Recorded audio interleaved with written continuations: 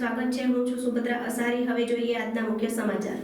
મોડાસાના પહાડપુર સેવા મંડળીમાં ગેરરીતિના આક્ષેપ, ચેરમેનનો ખુલાસો। મોડાસાના પહાડપુર સેવા મંડળીમાં ખેડૂતોના નામે ગેરરીતિ કરીને ખોટી રીતે ધિરાણ મેળવવામાં આવ્યું હોવાના આક્ષેપનો લઈને હોબાળો મચ્યો છે।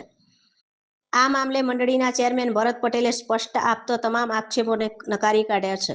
ચેરમેન ભરત પટેલે જણાવ્યું કે ડીએમઆર પ્રક્રિયા મુજબ સભાસદની સહી બાદ જ ધિરાણ ઉપાડવામાં આવે છે અને ચેરમેન કે સેક્રેટરીને ધિરાણ ઉપાડવાની કોઈ સત્તા નથી। તેમણે આ સમગ્ર મામલાને રાજકીય રીતે કાદવ ઉછાળવાનો પ્રયાસ ગણાવ્યો છે।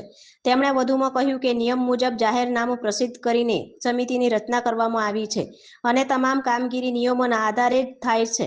ગેરરીતિના આક્ષેપો સામે ચેરમેન પોતાને પક્ષ રજૂ કર્યો છે અને સમગ્ર મામલામાં પારદર્શિતા હોવાનો દાવો કર્યો છે।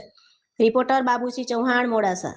હવે જે આક્ષેપો સેવા મંડળી ઉપર કરેલા છે, સભાસદોના સુનિલભાઈ કરીને એક ગામના વ્યક્તિ છે અને ગામના સત્તાલાલસુ માણસો જે નિવેદનો કર્યા છે, જે મંડળી ઉપર જે આક્ષેપો કર્યા ધિરાણ બાબતના, એ જે તે મંડળીના ધિરાણો હોય છે તે ડીએમઆરમાં પોતાની સહી કરીને ધિરાણ ઉપડે છે, નહીં કે ચેરમેનની સહીથી ધિરાણ ઉપડતું હોય કે સેક્રેટરીની સહીથી ધિરાણ ઉપડતું હોય। ડીએમઆર સિસ્ટમ એવી છે સેવા મંડળીમાં કે જે એ સહી કરે ચેક ઉપર કોમ્પ્યુટરમાં એ મેચ થાય પછી જ ધિરાણ ઉપડતું હોય છે।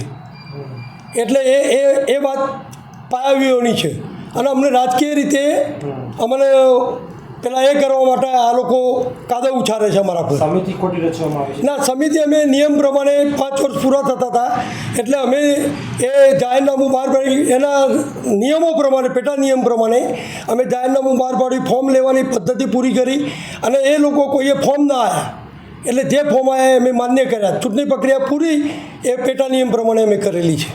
રજિસ્ટ્રાર ઓફિસ અને ટાઉનમાં પણ એમને ફરિયાદ આપી છે? હા, કોઈ ખુલાસો?